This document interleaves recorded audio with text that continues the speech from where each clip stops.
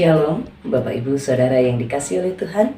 Puji Tuhan, kita kembali berjumpa dalam program Renungan Keluarga Kristen. Bersyukur untuk segala kebaikan Allah. Sungguh kasih karunia-Nya tak pernah terhenti. Pertolongannya nyata dan setia. Mari kita bersama naikkan syukur dan memohon pertolongan Tuhan sebelum kita merenungkan firman-Nya. Mari kita berdoa. Bapa kami yang di sorga, terima kasih Tuhan Yesus Kristus. Kami bersyukur untuk semua kebaikan Tuhan. Kami bersyukur untuk pertolongan Tuhan. Bapa, pagi-pagi kami bangun, bawa syukur kami di hadapan Tuhan. Kami membawa pujian kami bagi Tuhan Allah yang setia. Kami bersyukur Tuhan memberi kami kekuatan. Sepanjang malam dalam istirahat kami, tangan Tuhan setia menopang kami, memberkati tubuh kami. Terima kasih Tuhan Yesus. Hari ini kami bersyukur untuk semua pertolongan Tuhan, bersyukur untuk semua kebaikan Tuhan. Dan Tuhan, kami meminta urapan-Mu untuk hamba-Mu, untuk Bapak Ibu Saudara yang bersama dengan hamba-Mu hari ini. Kami mau belajar firman-Mu. Berkati kami ya Tuhan. Demi nama Tuhan Yesus Kristus kami berdoa. Kami mohon pertolongan Tuhan. Amin. Bapak Ibu Saudara yang dikasihi oleh Tuhan, menemukan nilai hidup.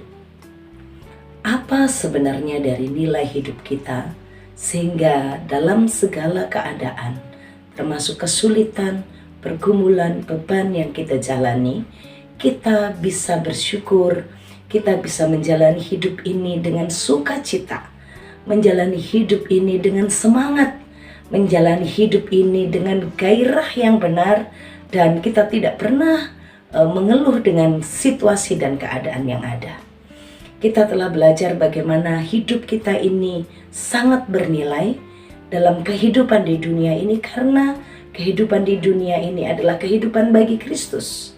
Dan yang kedua, kehidupan kita ini bernilai karena dalam kehidupan kita Kristus mencari buah, dan hidup kita adalah hidup bekerja untuk memberi buah.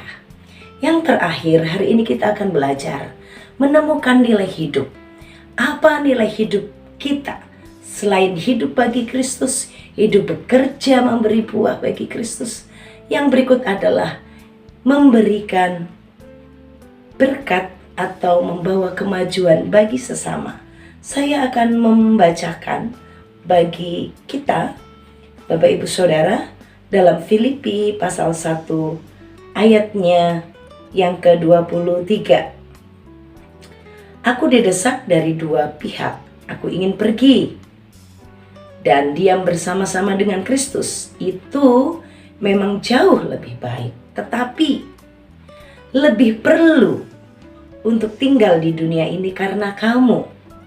Dan dalam keyakinan ini taulah aku akan tinggal dan akan bersama-sama lagi dengan kamu sekalian, supaya kamu makin maju dan bersuka cita dalam iman, sehingga kemegahanmu dalam Kristus Yesus makin bertambah karena aku, apabila aku kembali kepada kamu. Bapak Ibu Saudara yang dikasihi oleh Tuhan, ini adalah firman yang menolong kita untuk menjalani hari-hari hidup kita ke depan dengan penuh semangat, dengan penuh sukacita, dan dengan kita menjalani hidup ini dengan memahami nilai hidup kita. Bahwa hidup kita ini di dunia bukan sebuah kebetulan, hidup ini bukan sebuah karya main panggung sandiwara.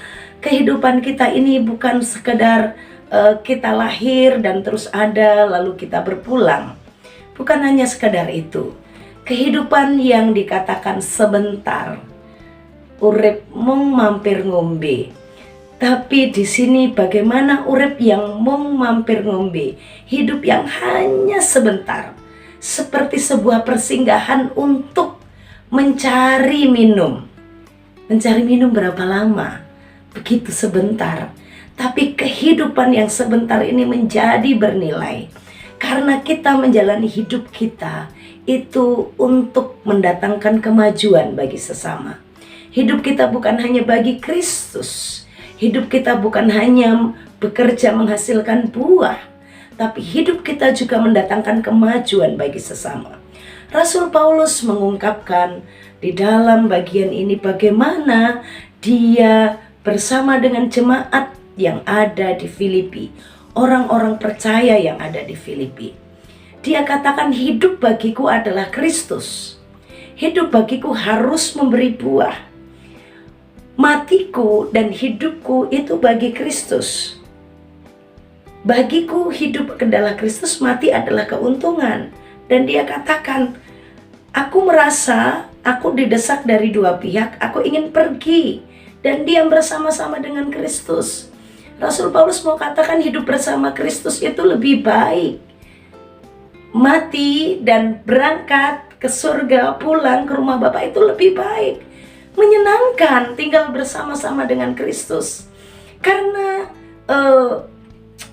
penganiayaan yang dia tanggung, pergumulan, beban yang dia alami, dipenjarakan, dikekang, hidup dalam tahanan, itu tidak mudah. Pelayanannya tidak selalu baik karena ada juga yang menolak dia, ada juga yang memfitnah dia, ada yang membuat pelayanan Rasul Paulus, membuat Rasul Paulus menderita di dalam pelayanannya, ada. Maka dia katakan, bagiku aku pergi dan diam bersama-sama Kristus itu memang jauh lebih baik.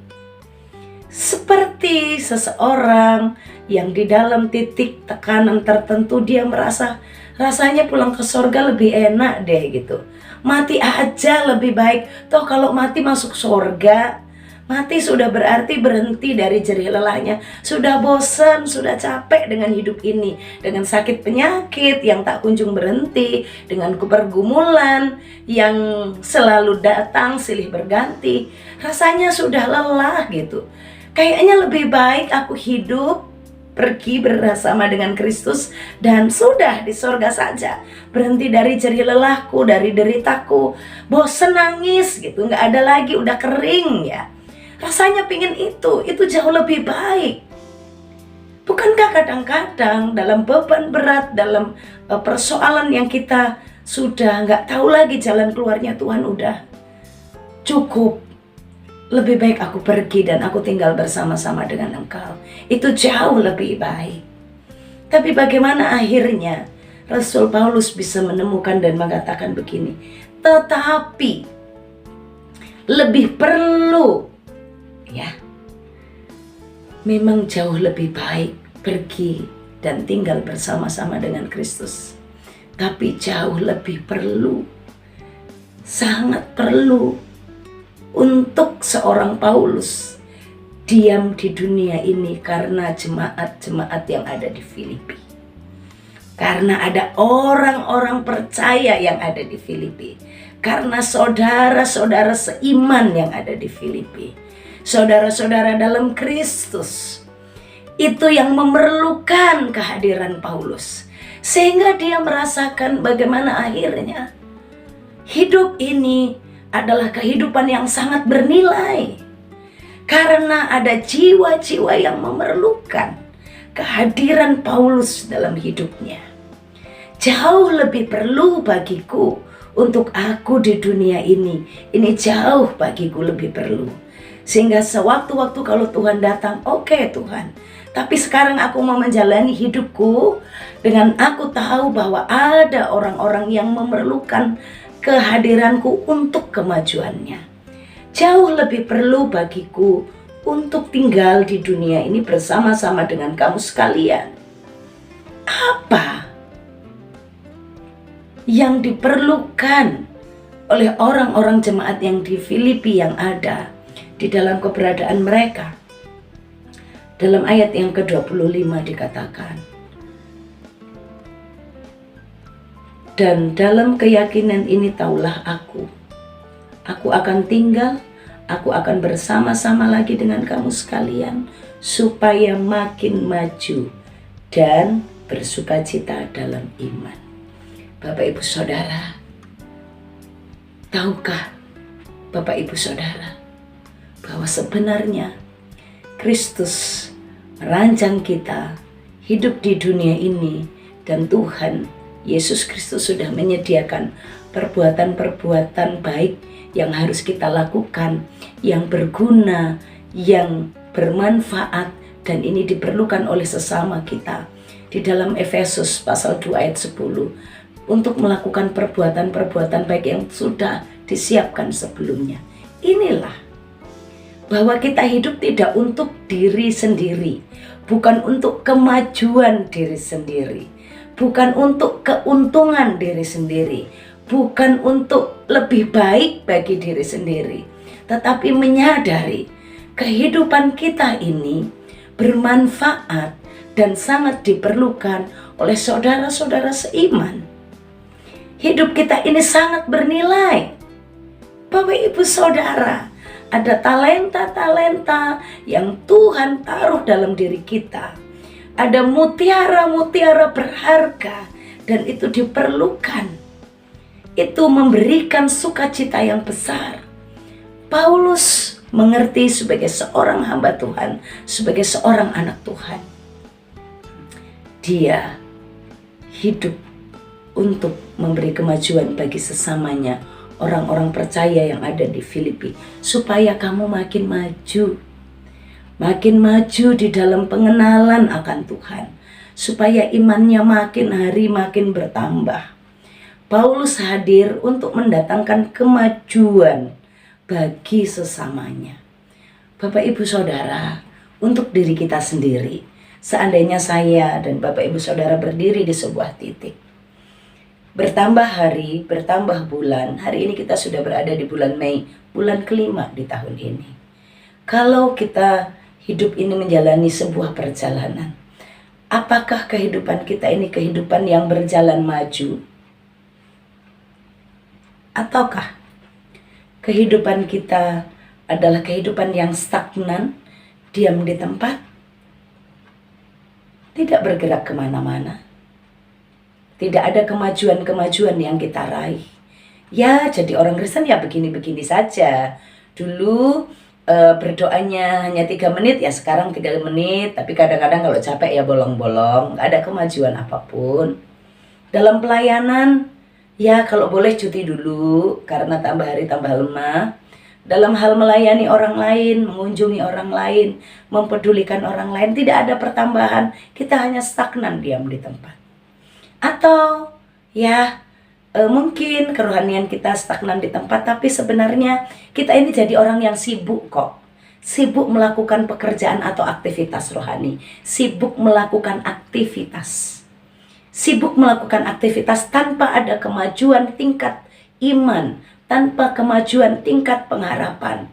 Kita semakin hari ya, kalau ada pergumulan ya nggak percaya amat, ya jalani gini-gini aja, masih hidup percaya Tuhan, ya masih ke gereja, tapi masih penuh dengan keluhan, dan kita sambil sibuk keliling melakukan aktivitas kita. Sibuk sana sini, ya seperti seseorang yang hanya berputar di putaran itu saja. Nggak diem kok Kak, nggak diem kok Bu Pendeta, saya sibuk juga kok. Ya tapi sibuknya itu sibuk berputar di tempat-tempat itu aja, tanpa sebuah kemajuan tertentu. Hidup ini sangat bernilai untuk digunakan kita diam di tempat.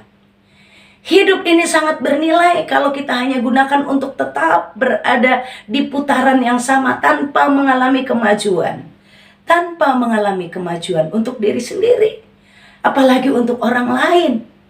Tuhan katakan hidup ini bernilai karena kita lebih diperlukan untuk hadir bersama dengan saudara-saudara. Untuk kita bisa memberi kemajuan bagi mereka. Dengan kita hadir, orang melihat kesaksian kita. Mereka yang sudah mulai putus harap, oh ternyata kalau kita terus percaya kepada Tuhan, terus berharap, terus bertekun, doa itu akan happy ending. Kok aku udah bertahun-tahun kok belum dijawab, tapi ternyata ujungnya masih di sana, maka aku akan terus maju, bersemangat. Kehadiran kita memberikan semangat bagi orang lain. Dengan talenta yang Tuhan berikan untuk mendengar, orang yang sebenarnya akhirnya tidak mengerti bagaimana harus menjalani hidup. Dengan hadirnya kita memberikan kemajuan iman untuk dia, kemajuan untuk pembelajaran hidupnya. Ada hal-hal yang dikatakan supaya kamu makin maju, supaya kamu makin bersuka cita di dalam iman. Hidup kita ini terlalu sangat bernilai. Maka Kristus menghadirkan kita di muka bumi ini karena Tuhan mau pakai kita untuk memajukan sesama kita, untuk membuat mereka makin hari makin maju, makin hari makin bertambah, makin hari makin bersuka cita di dalam iman kepada Kristus. Bapak Ibu Saudara, jangan menyerah di dalam pergumulanmu. Pergumulanmu bisa dipakai oleh Tuhan untuk menguatkan orang lain yang mengalami pergumulan yang sama. Sakit penyakitmu jangan membuatmu berhenti dan engkau berkata, lebih baik aku pergi bersama Kristus. Karena lebih perlu engkau masih ada di dunia. Kalau Tuhan belum panggil kita pulang, ada tujuan Tuhan. Hidup kita ini bernilai. Tuhan mau pakai kita supaya orang-orang di sekitar kita makin maju. Makin maju dalam iman. Makin bersuka cita dalam iman. Janganlah mengeluh. Janganlah menyerah. Janganlah berhenti berharap. Karena apapun yang terjadi dalam hidup kita, kehidupan kita hendak dipakai oleh Tuhan memberkati sesama kita.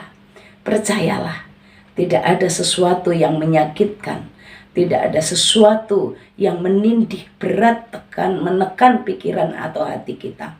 Karena semuanya bisa dipakai oleh Tuhan untuk mendatangkan kemajuan bagi sesama kita, mendatangkan sukacita dalam iman bagi saudara-saudara seiman kita.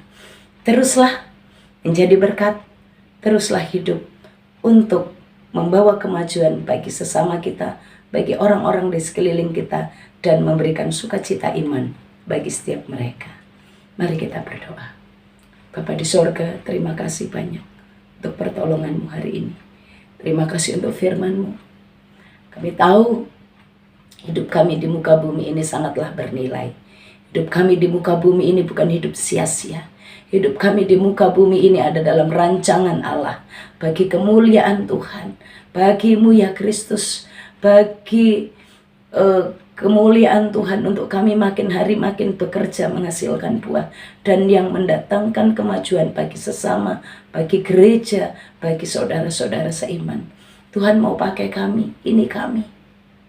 Pakailah hidup kami, sehingga hidup kami yang hanya singkat sementara, kami bisa gunakan untuk kemajuan saudara-saudara seiman kami. Berkati kami Tuhan, tolong kami Tuhan. Bapak Ibu Saudara, arahkan hatimu kepada Tuhan, dan terimalah berkat-Nya. Tuhan memberkati engkau dan melindungi engkau.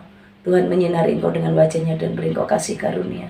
Tuhan menghadapkan wajah-Nya kepadamu dan beri engkau damai sejahtera dari sekarang sampai selama-lamanya. Amin. Shalom, Tuhan Yesus memberkati.